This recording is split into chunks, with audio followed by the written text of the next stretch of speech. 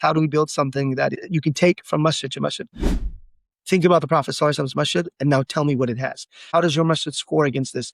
And it was like such a depressing conversation. But then when you distill it, you realize it's actually not a lot of things. It's just you got to be thoughtful. So one of them, and ISPU, for instance, did a lot of really good research on this, reimagining Muslim spaces, where they talked about what is like the number one thing that people look forward to when they come to a masjid, whether they know it or not. And it's like a good sense of community, that they feel welcomed. So that was actually one of the first problems we tried to address. They have a lot of recommendations, even in that long research piece, but there was no one that I saw that was taking it to the next level, which was, okay, we have all these recommendations.